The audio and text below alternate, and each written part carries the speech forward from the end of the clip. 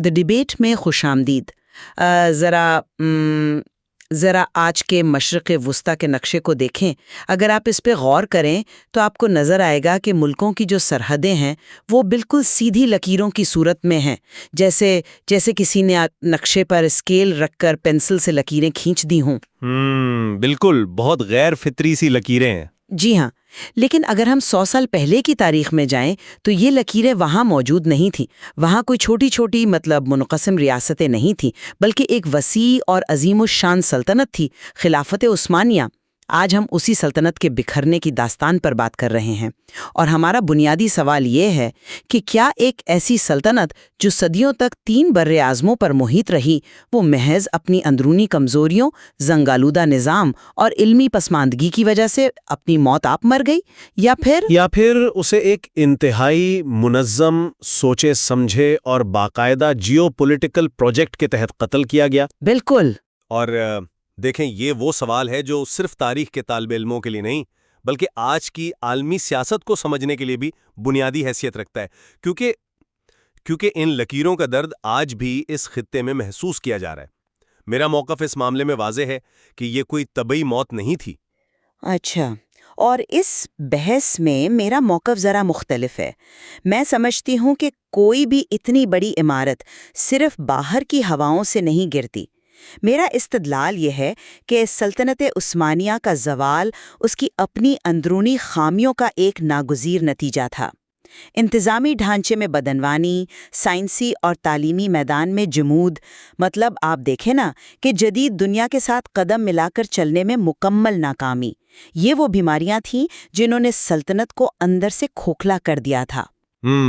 ایک مشہور مقولہ ہے کہ جرم ضعیفی کی سزا مرگ مفاجات ہے، یعنی اگر آپ کمزور ہیں تو آپ کا اچانک مٹ جانا طے ہے۔ میں اسے یوں دیکھتی ہوں کہ اگر ایک پرانے درخت کی جڑیں دیمک چاٹ چکی ہوں تو جب وہ درخت گرتا ہے تو ہم اس طوفان کو سازش نہیں کہہ سکتے جو اسے گرانے کا سبب بنا۔ وہ تو محض ایک کھوکھلے ڈھانچے کا قدرتی انجام تھا۔ اچھا، درخت اور دیمک کی یہ تشبیہ واقعی بہت دلچسپ ہے، لیکن میں اسے ایک بالکل مختلف زاویے سے دیکھتا ہوں۔ معاف کیجیے گا، لیکن میں اس بات کو بالکل تسلیم نہیں کر سکتا کہ یہ محض ایک کمزور درخت کا اپنی موت مرنا تھا۔ تو آپ اسے کیا کہیں گے؟ آپ دیمک کی بات کر رہی ہیں اور میں ان کلہاڑیوں کی بات کر رہا ہوں جنہیں باقاعدہ تیز کیا جا رہا تھا۔ میرا موقف یہ ہے کہ 19ویں اور 20ویں صدی میں برطانیہ اور فرانس کے جو سامراجی مفادات تھے، انہوں نے اس سلطنت کو ایک باقاعدہ پروجیکٹ کے تحت نشانہ بنایا۔ یہ محض قدرتی موت نہیں تھی، یہ ایک باقاعدہ قتل تھا۔ لیکن کیا آپ کو لگتا ہے کہ دنیا پر اپنی اجارہ داری قائم کرنے کے لیے یورپی طاقتوں نے خفیہ معاہدوں، مقامی لوگوں کو اکسانے اور معاشی گھیراؤ کے ذریعے ایک زندہ وجود کو کاٹ کر آپس میں بانٹا؟ ہم کمزوری کو جواز بنا کر ان سامراجی طاقتوں کو یوں بریء الذمہ تو قرار نہیں دے سکتے نا؟ دیکھیے، میں سمجھ رہی ہوں کہ آپ ایسا کیوں سوچ رہے ہیں، لیکن مجھے ایک مختلف زاویہ پیش کرنے دیں۔ ہم جس دیمک یا اندرونی زوال کی بات کر رہے ہیں وہ کوئی راتوں رات پیدا نہیں ہوا۔ آئیے ذرا اس کے میکانزم کو سمجھتے ہیں۔ جی بتائیں۔ جب یورپ میں صنعتی انقلاب آ رہا تھا، وہ بھاپ کے انجن بنا رہے تھے، ریلوے لائنیں بچھا رہے تھے اور جدید اسلحہ تیار کر رہے تھے، اس وقت عثمانی سلطنت کیا کر رہی تھی؟ وہ شدید علمی جمود کا شکار تھا۔ چھاپہ خانے یعنی پرنٹنگ پریس کو اپنانے میں انہوں نے صدیوں کی تاخیر کر دی۔ جب آپ کی معیشت جدید نہ ہو، جب آپ کی فوج کے پاس نئی ٹیکنالوجی نہ ہو، تو آپ بقا کی جنگ کیسے لڑ سکتے ہیں؟ میں یہاں آپ کو ذرا روکنا چاہوں گا۔ آپ ٹیکنالوجی کے فقدان کی بات کر رہی ہیں جو کہ تاریخی حقیقت ہے، لیکن کیا محض ٹیکنالوجی کا نہ ہونا کسی ریاست کو ختم کرنے کے لیے کافی ہے؟ اگر مقابلہ ان ریاستوں سے ہو جن کے پاس ٹیکنالوجی ہے تو بالکل کافی ہے۔ اچھا، لیکن جب ہم زوال کی بات کرتے ہیں تو ہمیں دیکھنا ہوگا کہ اسے فعال طریقے سے، ایکٹیو طریقے سے کس نے تیز کیا۔ برطانیہ اور فرانس محض یہ دیکھ کر خوش نہیں ہو رہے تھے کہ عثمانی ٹیکنالوجی میں پیچھے رہ گئے ہیں، وہ باقاعدہ اس کا فائدہ اٹھانے کے لیے حکمت عملی بنا رہے تھے۔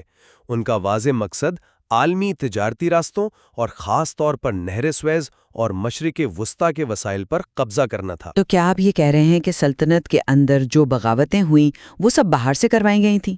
آپ ذرا عرب صوبوں کی صورتحال کو دیکھیں۔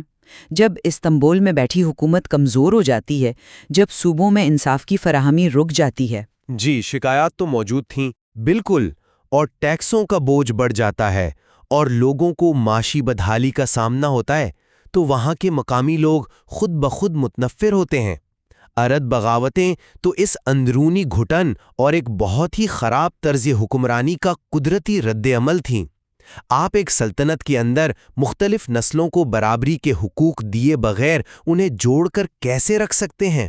یہ ایک اہم سوال ہے، لیکن ہم عرب قوم پرستی کو محض ایک قدرتی رد عمل کہہ کر نہیں چھوڑ سکتے۔ کیا ہم لارنس آف اریدیا کو اتنی آسانی سے بھول جائیں؟ میرا نہیں خیال کہ کوئی اسے بھول سکتا ہے، لیکن برطانیہ نے عرب قوم پرستی کو باقاعدہ ایک جنگی ہتھیار کے طور پر استعمال کیا۔ یہ کوئی ایسی بغاوت نہیں تھی جو صرف اندرونی بے چینی سے پیدا ہوئی ہو۔ برطانوی ایجنٹوں نے عرب رہنماؤں، خاص طور پر مکہ کے شریف حسین کے ساتھ باقاعدہ خط و کتابت کی، جسے ہم تاریخ میں میک موہن حسین مراسلت کہتے ہیں۔ صحیح، انہوں نے عربوں کو سونے کے تھیلے دیے، جدید اسلحہ دیا، اور سب سے بڑھ کر یہ جھوٹا خواب بیچا کہ اگر وہ عثمانیوں کے خلاف بغاوت کریں گے تو جنگ کے بعد انہیں شام سے لے کر یمن تک ایک عظیم اور متحد عرب ریاست دی جائے گی۔ اب آپ خود بتائیں، جب آپ دانستہ طور پر کسی کے گھر کے افراد کو اسلحہ اور پیسہ دے کر ایک دوسرے کے خلاف کھڑا کرتے ہیں تو کیا آپ اسے محض اس گھرانے کی انتظامی کمزوری کہہ کر آگے بڑھ سکتے ہیں؟ اچھا، ایک منٹ کے لیے یہیں رکتے ہیں۔ آپ نے لارنس آف اریبیا اور برٹش فنڈنگ کا ذکر کیا۔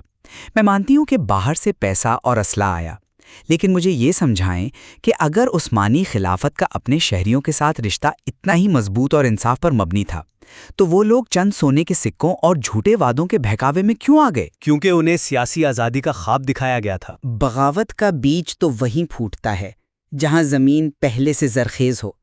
عربوں کے اندر یہ احساس محرومی کہ ترک ان پر حکمرانی کر رہے ہیں، یہ تو عثمانیوں کی اپنی سیاسی ناکامی تھی نا۔ وہ انہیں ایک برابری کا شہری بنانے میں مکمل طور پر ناکام رہے۔ یہ بات پوری طرح درست نہیں ہے۔ مطلب آپ کا مدافعتی نظام یعنی امیون سسٹم پہلے ہی جواب دے چکا تھا، اور جب آپ کا اپنا امیون سسٹم ہی تباہ ہو جائے تو باہر کا وائرس تو اپنا کام کرے گا ہی۔ دیکھیں، میں اس بات سے اتفاق کرتا ہوں کہ کمزوری موجود تھی اور شاید کچھ حد تک بیگانگی کا احساس بھی تھا، لیکن زہر اسی جسم میں زیادہ تباہی مچاتا ہے جہاں زہر دینے والا جانتا ہو کہ اسے کس رگ میں داخل کرنا ہے۔ دلچسپ۔ برطانیہ نے خلافت کے اس کمزور ہوتے ہوئے امیون سسٹم کو خود ٹھیک ہونے کا کوئی موقع ہی نہیں دیا۔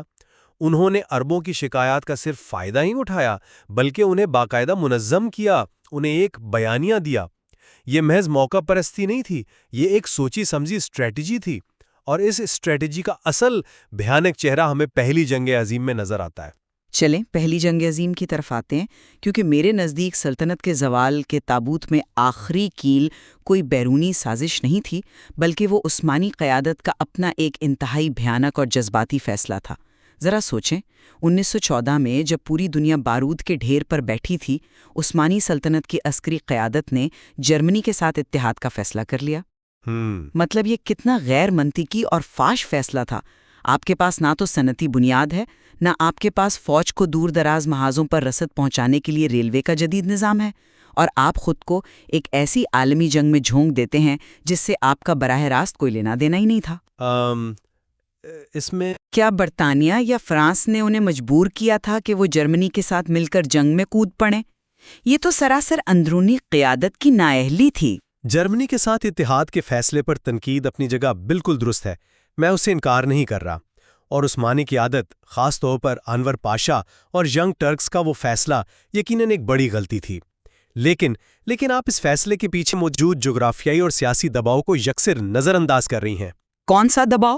انہوں نے خود جنگ میں شمولیت اختیار کی۔ عثمانیوں کو روس سے شدید خطرہ تھا، اور برطانیہ نے جنگ سے پہلے ہی عثمانیوں کے وہ بحری جہاز ضبط کر لیے تھے جن کی قیمت عثمانی عوام نے چندہ اکٹھا کر کے ادا کی تھی۔ انہیں دیوار سے لگایا جا رہا تھا۔ لیکن یہاں جو سب سے اہم بات ہے وہ یہ ہے کہ جنگ شروع ہونے کے بعد کیا ہوا۔ کیا ہوا؟ اگر جنگ محض ایک جنگ تھی اور جرمنی کا ساتھ دینا ہی عثمانیوں کا واحد جرم تھا، تو پھر جنگ کے بیچ میں ہی وہ خفیہ معاہدہ کیوں کیا گیا جسے ہم تاریخ میں سائکس پیکو کے نام سے جانتے ہیں؟ اچھا، سامعین کی تفہیم کے لیے کیا آپ واضح کریں گے کہ سائکس پیکو معاہدہ اصل میں کس طرح کام کر رہا تھا؟ کیونکہ اکثر ہم اس کا نام تو سنتے ہیں لیکن اس کے میکینزم پر بحث کم ہی ہوتی ہے۔ جی بالکل، مارک سائکس ایک برطانوی سفارتکار تھا اور فرانسوا جارجس پیکو ایک فرانسیسی۔ 1916 میں جنگ کے عین وسط میں جب لاکھوں لوگ مر رہے تھے، یہ دو سفارتکار ایک بند کمرے میں بیٹھ کر مشرق وسطیٰ کے نقشے پر نیلی اور لال پینسلوں سے لکیریں کھینچ رہے تھے۔ وہی لکیریں جن کا میں نے پروگرام کے شروع میں ذکر کیا تھا؟ جی ہاں، بالکل وہی لکیریں۔ انہوں نے فیصلہ کیا کہ شام اور لبنان کا علاقہ فرانس کے پاس جائے گا اور عراق، اردن اور فلسطین کا علاقہ برٹن کے کنٹرول میں ہوگا۔ اور سب سے حیرت انگیز بات یہ کہ انہوں نے وہاں رہنے والے لوگوں کی زبان، مذہب اور قبیلی وابستیوں کو یکسر نظر انداز کر دیا۔ اب ذرا سوچیں، یہ معاہدہ جنگ کے اختتام کا قدرتی نتیجہ کیسے ہو سکتا ہے؟ یہ تو اس بات کا ناقابل تردید ثبوت ہے کہ خلافت کو ٹکڑوں میں بانٹ کر اس خطے پر قبضہ کرنا پہلے سے طے شدہ تھا۔ جنگ تو ان یورپی طاقتوں کے لیے محض ایک بہانہ ثابت ہوئی۔ یہ سائکس پیکو والی بات سن کر نا مجھے ایک تشبیہ یاد آ رہی ہے۔ جی بتائیں۔ یہ ایسا ہی ہے کہ جیسے ہم دونوں شطرنج کا کوئی بورڈ گیم کھیل رہے ہوں اور کھیل کے بیچ میں ہی اچانک آپ اور ریفری مل کر فیصلہ کریں گے نہیں اب ہم مونوپولی کھیلیں گے اور آپ میرے سارے اثاثے اور پراپرٹیز آپس میں بانٹ لیں۔ بالکل، یہ ایک زبردست تشبیہ ہے۔ انہوں نے واقعی کھیل کے اصول ہی بدل دیے اور پورا بورڈ اپنی مرضی سے دوبارہ ڈیزائن کر لیا۔ لیکن یہاں میں آپ سے پھر اختلاف کروں گی۔ یہ جو بورڈ دوبارہ ڈیزائن ہوا، کیا یہ واقعی کسی بہت بڑی سازش کا نتیجہ تھا یا پھر صرف طاقت کے عدم توازن کی ایک اور مثال؟ طاقت کا عدم توازن تو تھا، لیکن اس کا استعمال کیسے ہوا، اصل بات وہ ہے۔ راشد صاحب کی تحریر بھی بہت خوبی سے واضح کرتی ہے کہ عالمی سیاست مذہب، اخلاقیات یا جذبات کے گرد نہیں گھومتی، یہ صرف اور صرف مفادات کے گرد گھومتی ہے۔ طاقتور ممالک ہمیشہ اپنے فائدے کو ترجیح دیتے ہیں۔ میں مفادات والی بات سے متفق ہوں، لیکن جب عثمانی سلطنت اپنی دفاع کی صلاحیت مکمل طور پر کھو چکی تھی تو برطانیہ اور فرانس نے وہی کیا جو تاریخ میں ہر طاقتور کرتا آیا ہے۔ انہوں نے خلافت کے وسائل، اس کی زمین اور اس کی بے پناہ جغرافیائی اہمیت کو اپنے فائدے کے لیے استعمال کیا۔ اگر آپ کمزور ہیں تو طاقتور آپ کو کھا جائے گا۔ کیا ہم اسے سازش کہہ سکتے ہیں یا یہ بس دنیا کا ایک کڑوا سچ ہے؟ آپ اسے دنیا کا کڑوا سچ کہہ کر اس وحشت کو ایک عام سی بات بنا رہی ہیں جو اس خطے کے ساتھ روا رکھی گئی۔ میں متفق ہوں کہ عالمی سیاست مفادات پر مبنی ہے، لیکن ذرا ان ہتھ کنڈوں پر تو غور کریں جو استعمال کیے گئے۔ یہ محض طاقت کا کوئی روایتی استعمال نہیں تھا۔ تو پھر کیا تھا؟ جنگ کے بعد برطانیہ اور فرانس نے عربوں کو ان کی آزاد ریاست نہیں دی جس کا انہوں نے ان سے وعدہ کیا تھا، بلکہ مینڈیٹ سسٹم کے نام پر ایک نیا استعماری نظام مسلط کر دیا۔ اور پھر سب سے خوفناک کھیل کھیلا گیا فلسطین میں 1917 کے اعلان بلفور، جس میں برطانیہ نے ایک ایسی زمین پر یہودیوں کے لیے ایک قومی وطن کا وعدہ کیا جو ان کی تھی ہی نہیں۔ تو آپ کے خیال میں یہ صرف یہودیوں سے ہمدردی کا معاملہ نہیں تھا؟ کیونکہ اکثر اسے ایک انسانی ہمدردی کے زاویے سے بھی پیش کیا جاتا ہے۔ بالکل نہیں، برطانیہ کو اس وقت یہودیوں سے کوئی خاص ہمدردی نہیں تھی، بلکہ یہ ایک انتہائی شاطرانہ جیو پولیٹیکل چال تھی۔ انہیں نہر سویز کی حفاظت کے لیے فلسطین میں ایک ایسی آبادی چاہیے تھی جو ان کی مکمل وفادار ہو، اور بعد ازاں جب یورپ میں ہولوکاسٹ کا المناک المیہ پیش آیا تو ان سامراجی طاقتوں نے اور پھر امریکہ نے اس عالمی ہمدردی کا بے دریغ استعمال کیا۔ مطلب انہوں نے اس ہمدردی کو ویپنائز کیا۔ جی ہاں، انہوں نے ہولوکاسٹ کے درد کو بنیاد بنا کر فلسطین میں ایک نیا اور مستقل تنازع کھڑا کر دیا۔ اور اس کا مقصد کیا تھا؟ مقصد یہ تھا کہ مشرق وسطیٰ کو کبھی بھی متحد نہ ہونے دیا جائے۔ مسلم دنیا کو چھوٹی چھوٹی کمزور ریاستوں میں بانٹ کر ان کے تیل اور تجارتی راستوں پر مستقل کنٹرول حاصل کیا جائے۔ یہ محض کسی کمزوری کا فائدہ اٹھانا نہیں تھا، یہ باقاعدہ ایک ادارہ جاتی اور منظم سیاسی تسلط ہے جس کے اثرات اور جس کی آگ ہم آج تک دیکھ رہے ہیں۔ اسے صرف علمی پسماندگی کے خاتے میں ڈال دینا اس خطے کے ساتھ ایک بہت بڑی ناانصافی ہوگی۔ یعنی آپ کا زور اس بات پر ہے کہ ایک ہوتا ہے کسی کمزور کو اس کے حال پر چھوڑ دینا، اور ایک ہوتا ہے اس کی کمزوری کا فائدہ اٹھا کر اس کے گھر کو مستقل طور پر ایک جنگل میں تبدیل کر دینا، تاکہ آپ وہاں سے ہمیشہ لکڑیاں کاٹتے رہیں۔ بالکل درست۔ میں اس بات سے ہرگز انکاری نہیں ہوں کہ کمزوری موجود تھی، لیکن میں اس مائنڈ سیٹ، اس منظم منصوبے کی نشاندہی کر رہا ہوں جس نے اس کمزوری کو بنیاد بنا کر پوری ایک تہذیب کا جغرافیہ اور نفسیات دونوں کو بری طرح مس کر دیا۔ یہ ایک بہت ہی گہرا اور غور طلب پہلو ہے، اور میرے خیال میں یہیں سے ہم اپنے اس فکری تبادلے کے اختتام کی طرف بڑھتے ہیں۔ آج کی نہایت دلچسپ اور فکر انگیز گفتگو میں ہم نے خلافت عثمانیہ کے زوال کے محرکات کو دو مختلف مگر انتہائی اہم زاویوں سے پرکھنے کی کوشش کی۔ جی بالکل۔ میری نظر میں، اور جو دلائل میں نے پیش کیے، ان کا نچوڑ یہی ہے کہ جرم ضعیفی کی سزا مرگ مفاجات ہی تاریخ کی سب سے بڑی اور کڑوی حقیقت ہے۔ جب کوئی قوم تعلیم، ٹیکنالوجی، جدید معیشت اور مضبوط اداروں سے دور ہو جاتی ہے، اور جب اس کا داخلی ڈھانچہ بدعنوانی اور جمود کا شکار ہو جاتا ہے، تو اس کا زوال ناگزیر ہو جاتا ہے۔ آج کی قوموں کو اس تاریخ سے یہ ضرور سیکھنا چاہیے کہ جب تک آپ اپنے گھر کو اندر سے مضبوط نہیں کریں گے، آپ بیرونی طوفانوں کا ہرگز مقابلہ نہیں کر سکتے۔ صحیح۔ اور میری طرف سے میں اس پوری بحث کو اس طرح سمیٹوں گا کہ ہم داخلی خامیوں سے آنکھیں نہیں چرا سکتے، لیکن اس کے ساتھ ساتھ ہمیں تاریخ کو اس کی پوری تلخی اور صفاکی کے ساتھ دیکھنا ہوگا۔ عالمی طاقتوں کی منظم سازشوں، سائکس پائکو جیسے خفیہ معاہدوں اور سامراجی عزائم کو تاریخ کے اوراق سے کسی طور مٹایا نہیں جا سکتا۔ خلافت عثمانیہ کا خاتمہ محض ایک ریاست کا گرنا نہیں تھا، بلکہ یہ عالمی طاقت کے توازن کو اپنے حق میں کرنے کا ایک دانستہ فعل تھا۔ ہمیں یہ سمجھنے کی سخت ضرورت ہے کہ جدید دور میں طاقتیں کس طرح قوموں کو اندر سے کھوکھلا کرتی ہیں اور پھر ان کی زمینوں کی بندرباٹ کرتی ہیں۔ معصومیت اور تاریخ سے بے خبری کی اس دنیا میں واقعی کوئی گنجائش نہیں ہے۔ میرا خیال ہے کہ ہم دونوں اس ایک بات پر ضرور متفق ہوں گے کہ تاریخ کو محض جذبات، نوحہ خوانی یا کسی ایک نظریے کی اینک سے دیکھنا بے حد خطرناک ہے۔ حقائق کی درست تفہیم کے لیے ہمیں ان دونوں پہلوؤں، یعنی ہماری اپنی کمزوریوں اور عالمی طاقتوں کے بے رحم مفادات، ان دونوں کا یکساں ادراک ہونا چاہیے۔ بالکل۔ تاریخ پر رونا ہمارا کوئی مسئلہ حل نہیں کرے گا۔ ہمیں یہ سمجھنا ہوگا کہ طاقت کیسے کام کرتی ہے اور ہم کہاں کھڑے ہیں۔ بجا فرمایا۔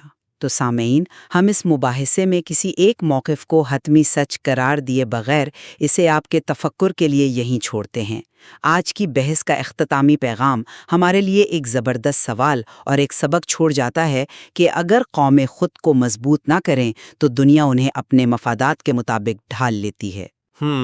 بالکل درست۔